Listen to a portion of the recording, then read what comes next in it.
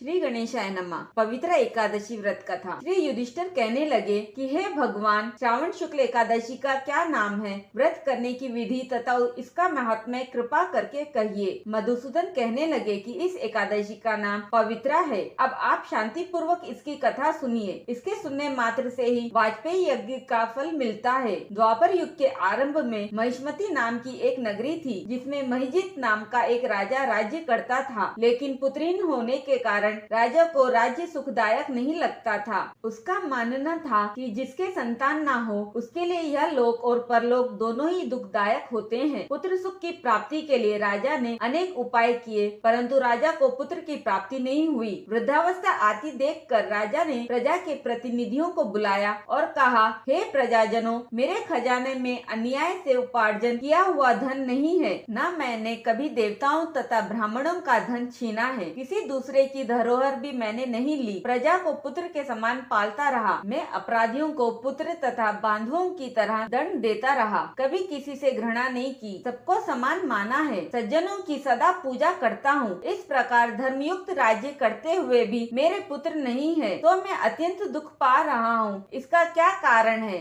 राजा महिजीत की इस बात को विचारने के लिए मंत्री तथा प्रजा के प्रतिनिधि वन को गए। वहाँ बड़े बड़े ऋषि मुनियों के दर्शन किए। राजा की उत्तम कामना की पूर्ति के लिए किसी श्रेष्ठ तपस्वी मुनि को देखते फिरते रहे। एक आश्रम में उन्होंने एक अत्यंत वयोवृद्ध धर्म के ज्ञाता बड़े तपस्वी, परमात्मा में मन लगाए हुए निराहार, जितेंद्रिय, जितात्मा, जीत क्रोध, सनातन धर्म के गूढ़ तत्वों को जानने वाले समस्त शास्त्रों के ज्ञाता महात्मा लोमेश मुनि को देखा, जिनका कल्प के व्यतीत होने पर एक रोम गिरता था। सबने जाकर ऋषि को प्रणाम किया। उन लोगों को देखकर मुनि ने पूछा कि आप लोग किस कारण से आए हैं? निसंदेह मैं आप लोगों का हित करूंगा। मेरा जन्म केवल दूसरों के उपकार के लिए हुआ है, इसमें संदेह मत करो। लोमेश ऋषि के ऐसे वचन सुनकर सब लोग बोले, हे महर्षि, आप हमारी बात जानने में ब्रह्मा से भी अधिक समर्थ है, अतः आप हमारे इस संदेह को दूर कीजिए। महिष्मतीपुरी का धर्मात्मा राजा महिजित प्रजा का पुत्र के समान पालन करता है, फिर भी वह पुत्रहीन होने के कारण दुखी है। उन लोगों ने आगे कहा कि हम लोग उसकी प्रजा है, अतः उसके दुख से हम भी दुखी है। आपके दर्शन से हमें पूर्ण विश्वास है कि हमारा यह संकट अवश्य दूर हो जाएगा, क्योंकि महान पुरुषों के दर्शन मात्र से अनेक कष्ट दूर हो जाते हैं।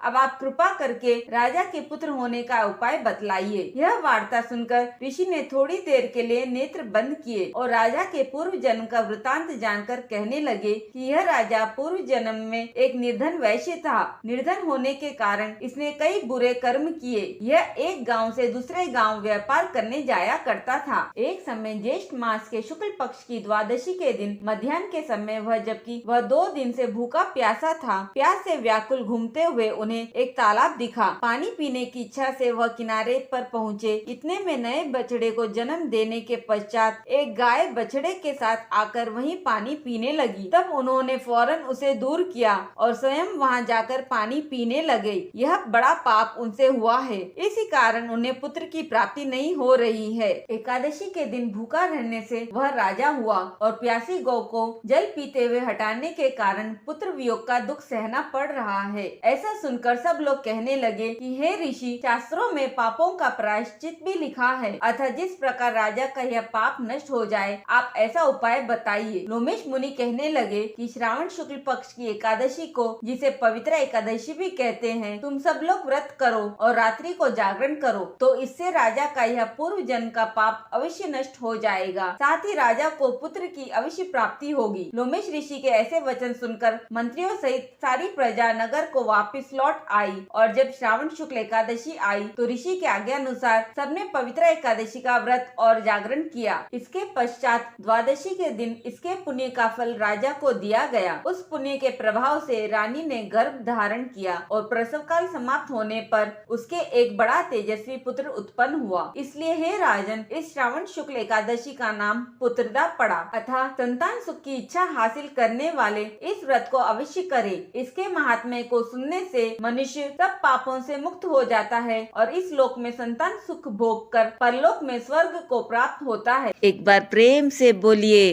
राधे राधे राधे। राधे।